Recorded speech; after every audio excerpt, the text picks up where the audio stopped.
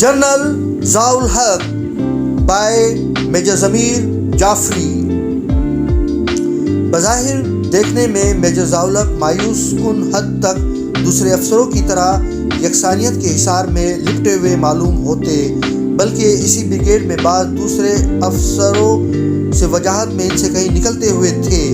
ایک کا تو نام ہی وجاہت تھا، اور ہمارے حریف بریگیڈ کا بی ایم وحید قادر تو واقعی نذیر آبادی کا کوئی سمن برے معلوم ہوتا تھا، لیکن ضیاء الحق کے ٹھوس پیشہ ورانہ وزن کا سبھی لوگ اعتراف کرتے۔ ضیاء الحق ان شعراء کی طرح تھا جو فلسفہ نہیں جانتے مگر شعر اچھا کہتے ہیں، یا پھر ان افسروں میں سے جن کی تعلیم کم ہوتی ہے مگر صلاحیت زیادہ ہوتی ہے۔ بعد میں جب ہم نے بریگیڈ کے معاملات پر ان کی گرفت دیکھی تو دیکھا کہ کوئی بٹالین کمانڈر ان کو مروب نہ کر سکتا، حالانکہ ان میں لیفٹیننٹ کرنل، بعد میں لیفٹیننٹ جنرل آغا ابراہیم اکرم کے پائے کے سپاہی، مصنف اور دانشور بھی موجود تھے۔ کمانڈر بھی غالباً ماتحت افسروں کو زیادہ سے زیادہ ذمہ داری دے کر ان کی صلاحیتوں کو ابھارنے کے قائل تھے۔ کچھ احوال یہاں ہمارے بریگیڈ کی اسٹاف سمٹ کا شاید بے محل نہ ہو۔ جس بریگیڈ میں بی ایم اور ڈی کیو میں رسا کشی رہتی ہو وہ میدان جنگ میں جاتے ہی دشمن کی قید میں چلا جاتا ہے، لیکن مگر ہمارے بریگیڈ کے ان دونوں کلید برداروں میں نہ صرف مکمل ہم آہنگی تھی بلکہ گہری ذاتی یارانہ۔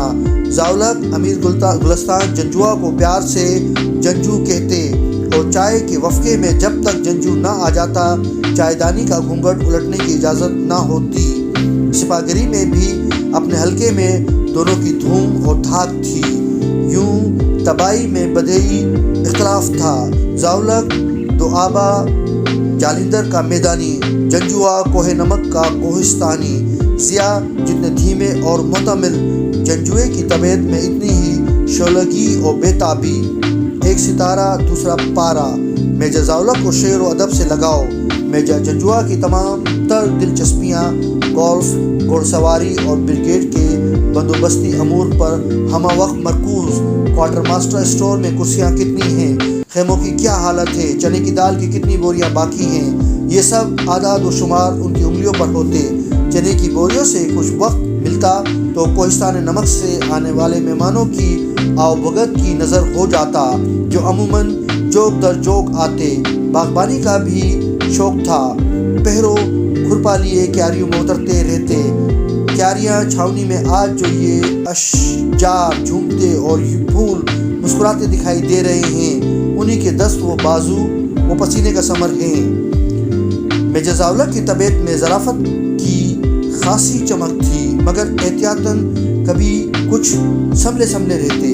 وہ شگاف اور بلند آہنگ کہہ کے باشگاہوں کی محفلوں ہی میں لگاتے، جہاں ہم نے ان کو قوال کی دھن پر تالیاں بجاتے بھی دیکھا۔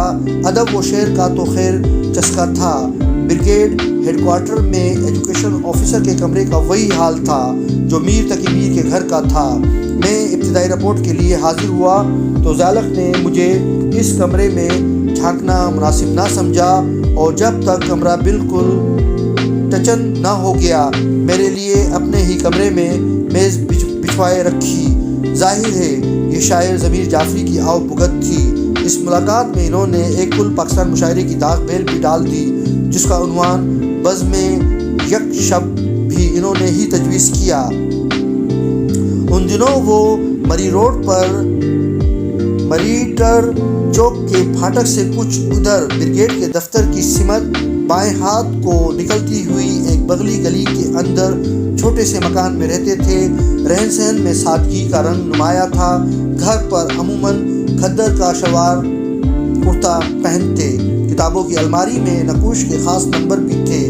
مجھ سے کہہ کر رسالہ عربی دنیا بریگیڈ کی لائبریری کے لیے لگوایا۔